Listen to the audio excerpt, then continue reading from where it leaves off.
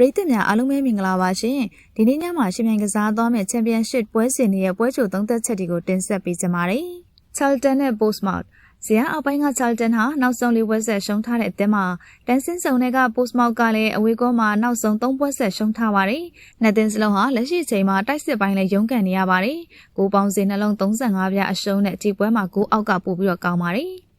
ဒါဗီနဲ့လက်စတာဇယားလေကဒါဗီရဲ့အလက်ရှိအိမ်ကွန်းခြေကတည်ငြိမ်ပါတယ်။သူတို့ကနောက်ဆုံးအိမ်ကွန်း6ပွဲမှာတပွဲသာရှုံးထားတာပါ။ဇယားအောက်ပိုင်းရောက်နေတဲ့လက်စတာကတော့လက်တလောအဝေးကွန်းပွဲတွေမှာရုန်းကန်နေရပြီးတော့နောက်ဆုံးအဝေးကွန်း၄ပွဲမှာလည်း3ပွဲရှုံးထားတာပါ။လက်စတာတရီ30ဆိုပြီးမြဲအင်ရှင်နိုင်မနိုင်ကိုသာကြည့်ရမယ့်ပွဲပါရှင်။ Watford at Norwich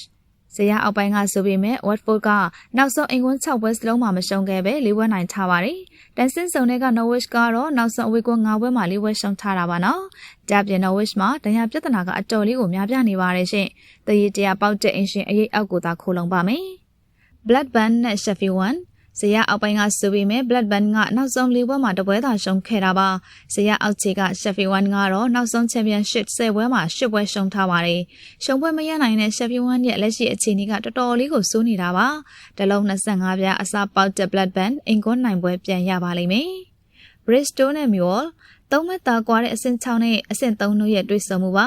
နောက်ဆုံး6ပွဲမှာ2ပွဲသာနိုင်ခဲ့တဲ့ Bristol ရဲ့လက်ရှိခြေစွမ်းကမတည်ငြိမ်ပါဘူးနောက်ဆုံး2ပွဲဆက်အနိုင်နဲ့ Millwall ကတော့လက်ရှိရလက်ပိုင်းပို့ပြီးတော့တည်ငြိမ်နေပါတယ် Bristol တရေ60ဆိုပေမဲ့ Millwall မရှုံးနိုင်ပါဘူးIpswich နဲ့ Coventry အဆင့်9နေရာက Ipswich ကနောက်ဆုံး10ပွဲမှာတပွဲသာရှုံးထားတဲ့အသင်းမှာဇက်မက်ဖြတ် Coventry ကတော့နောက်ဆုံး12ပွဲမှာ12ပွဲအနိုင်နဲ့ရက်တက်မြဖြစ်နေပါတယ်။ Ipswich အင်ကွန် Coventry နဲ့တွေ့ဆုံမှု12ပွဲမှာတော့10ပွဲကနှစ်ဖက်သွင်းကို3ဂိုးနဲ့အထက်ရှိခဲ့တာပါ။ဂိုးပေါင်းစီ3လုံးပြား60အစားပေါက်တယ်လို့ Body ထက်ဂိုးပေါ်ကပို့ပြီးတော့ကောင်းပါတယ်။ Preston နဲ့ Wrexhamအဆင့်9နေရာကဆိုပေမဲ့ Preston ကနောက်ဆုံး၄ပွဲမှာတပွဲသာနိုင်ခဲ့တာပါ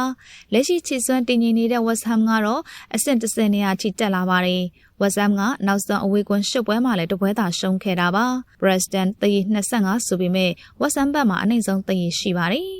Jubia နဲ့ West Brom ဇယားလေကရမတ်ကျအသင်းနှစ်သင်းရဲ့တွေ့ဆုံမှုပါရှင်ဂျူဘီယာကနောက်ဆုံးအင်ကွန်း၄ပွဲမှာ3ပွဲရှုံးထားချိန် West Brom ကလည်းအဝေးကွန်း5ပွဲဆက်တောင်ရှုံးထားပါတယ်West Brom ကတော့ဂျူပီယာနဲ့နောက်ဆုံးတွဲဆုံမှု6ပွဲစလုံးမှာမရှုံးခဲ့ပါဘူး။ဂျူပီယာသေ25ဆိုပေမဲ့ထိတိုက်တွဲဆုံမှုသားတဲ့ West Brom နဲ့စွန့်စားကြည့်ပါမယ်။ Sheffield United တန်းစင်းဆောင်တာကဆိုပေမဲ့ရုံအားကောင်းနေတဲ့ Sheffield U ဟာနောက်ဆုံး3ပွဲဆက်နိုင်ထားတာပါ။အဆန်လေးဆိုပေမဲ့အခြေစွမ်းကျနေတဲ့ Stoke ကတော့နောက်ဆုံး4ပွဲမှာ3ပွဲရှုံးထားပါတယ်။ဒါပြင် Stoke က Sheffield U နဲ့နောက်ဆုံးတွဲဆုံမှု3ပွဲစလုံးကိုလည်းရှုံးထားပါတယ်ရှင်။တရီ85ပေါက်တဲ့ Sheffield U နိုင်ပွဲဆက်ပါအောင်မယ်။ Southampton နဲ့ Birmingham အဆင့်14ဆိုပေမဲ့ Southampton ဟာနောက်ဆုံး9ပွဲမှာ4ပွဲနိုင်ထားပါတယ်။ရလက်ကျင်ကောင်းနေတာမဟုတ်ပဲ Southampton တိုက်စစ်ကဂိုးလည်းမြူးနေပါတယ်။အဆင့်10ဆိုပေမဲ့ Birmingham ကတော့အဝေးကွင်းညံ့ပြီးတော့နောက်ဆုံးအဝေးကွင်း10ပွဲမှာတပွဲသာနိုင်ခဲ့ပါတယ်။လက်ရှိခြေအရအင်ရှင်နဲ့ပဲတရီ30ရင်းကြည့်ရမှာပါရှင်။ Swansea နဲ့ Oxfordတန်းစင်းဆောင်ကလျက်ကတမက်သားကွာတဲ့အထက်အောင်နှစ်သင်းရဲ့တွေ့ဆုံမှုပါလက်ရှိခြေစွမ်းအရတော့9ပွဲဆက်ရှုံးထားတဲ့ Swansea ကအနှိမ့်ဘက်ရောက်နေပါတယ်။ Oxford ကတော့နောက်ဆုံး3ပွဲမှာ9မှတ်စုဆောင်းနိုင်ခဲ့ပါတယ်နော်။ Swansea တရီ85ဆိုပေမဲ့ Oxford တရီရနိုင်ပါတယ်။ဟုတ်ကဲ့ပါရှင်အခုတင်ဆက်ပေးခဲ့တာကတော့ဒီကနေ့ညမှာရှင်ပြိုင်ကစားသွားမယ့် Championship ပွဲစဉ်တွေရဲ့ပွဲချိုသုံးသက်ချက်တွေကိုတင်ဆက်ပေးခဲ့တာဖြစ်ပါတယ်။ကြည့်ရှုအားပေးခဲ့ကြတဲ့အတွက်လည်းကျေးဇူးတင်ပါတယ်ရှင်။